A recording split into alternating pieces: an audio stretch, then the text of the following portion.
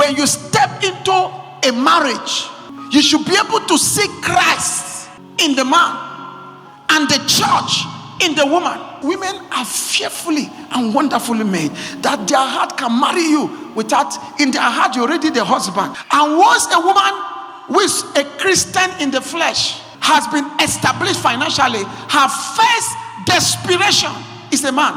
If you cut her by mistake, let's say by mistake razor blade cut her hand like this, the blood that will come out is man. But you'll be seeing red, but it's not actually red. The woman is born again, the man is not. Hey, all the way to Calvary, he died for me.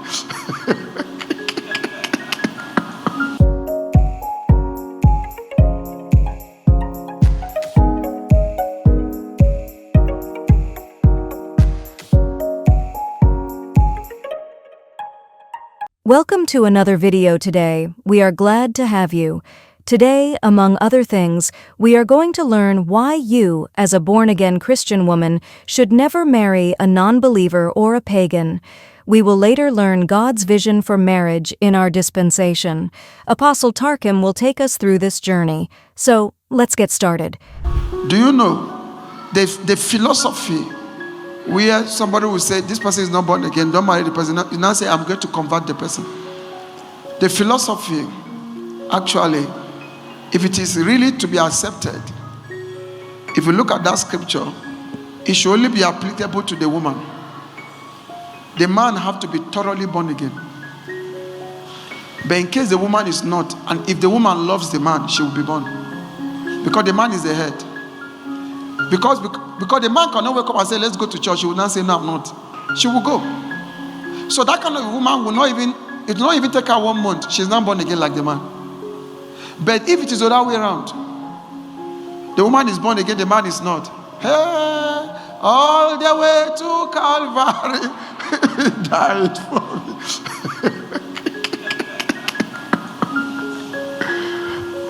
Are you?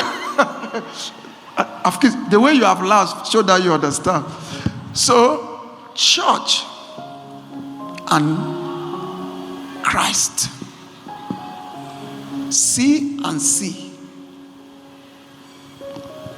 What is the vision for marriage? Listen to me. It is to produce a prototype of Christ and his church. That is the vision. Write it boldly. To produce a prototype of who? Christ and his church. That is the current vision of marriage. So let me tell you how to that one married into it, or let me say step into it.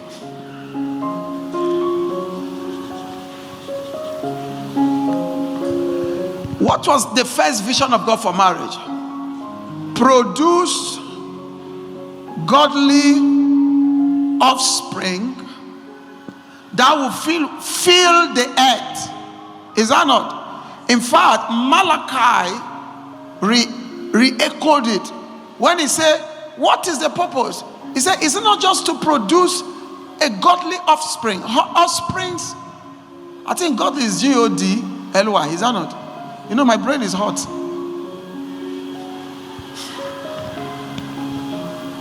Malachi will say, it's not to produce godly. Now, if you look at it, listen. The vision of marriage now is to have a prototype of Christ and his church. Hey, do you hear what I just said? That is God's vision for marriage for the human race, not for Christians. The human race. The human race. Now the question is that, do you know why it is like that? Because we are in the church age. The church age started from Acts chapter 2. You get my point? We are in the church age. And because we're in the church age, everything about marriage must mirror the relationship between Christ and his church.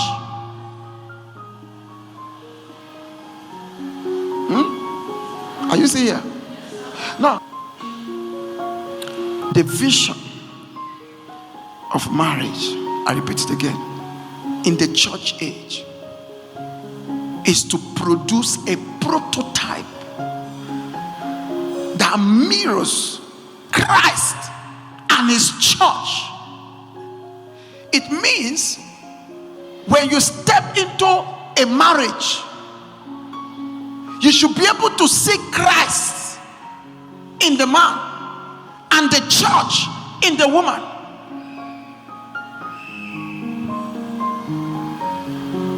Not the synagogue of Satan, the church of the living God. What is the mirror of the church of the living God? Look at the book of Ephesians. Blameless.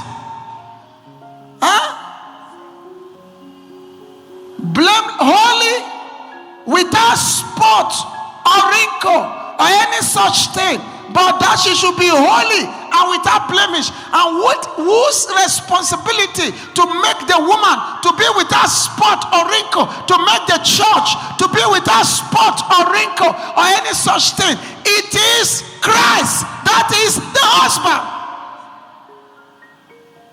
All this one that you are living with a woman you call your wife, and she's the one paying the rent. That is not the mirror, it's distorted mirror. That's not the prototype. We are not the one taking care of Jesus. You didn't hear?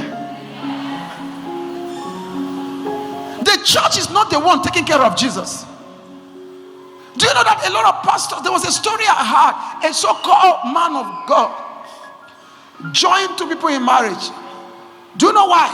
Because the woman is well-to-do financially. And once a woman who is a Christian in the flesh has been established financially, her first desperation is a man.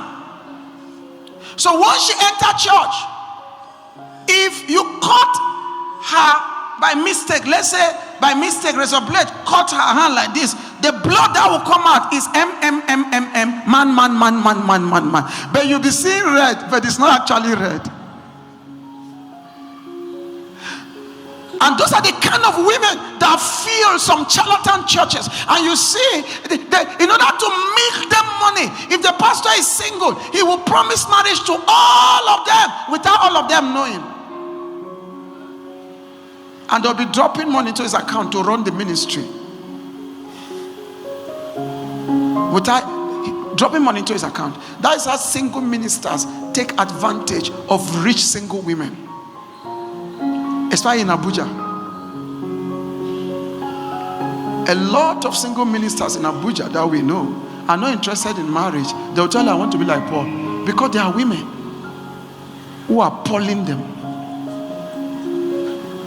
Paul did not collect any woman's money.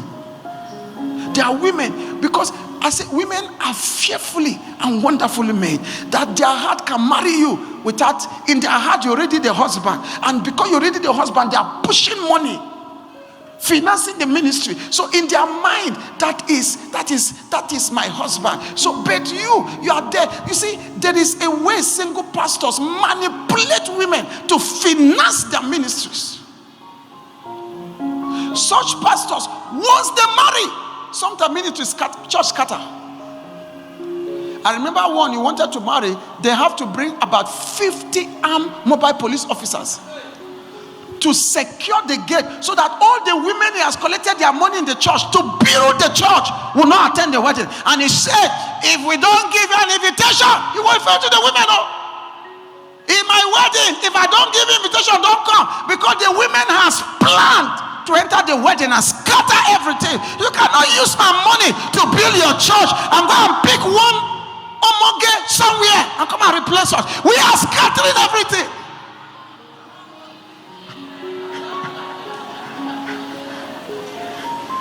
And the man got the message. He went and carry mobile police officers, pay the money to come and protect the wedding. You protect the women from mobile police, Can you protect the judge? Can you protect yourself from the judgment that is coming? You think God will spare such a pastor? It's just that people don't know. The Bible says, hand join hand. No sinner will go unpunished. If the judgment of God are not on the earth, man will not learn righteousness. In the land of uprightness, they will deal unjustly. Say unto the wicked, he shall be ill with him, for he shall eat the fruit of his labor. When you extort people, God judge you with time. There is judgment coming, my friend. Thanks for watching. Remember to subscribe and to watch other videos on our channel. See you in our next video.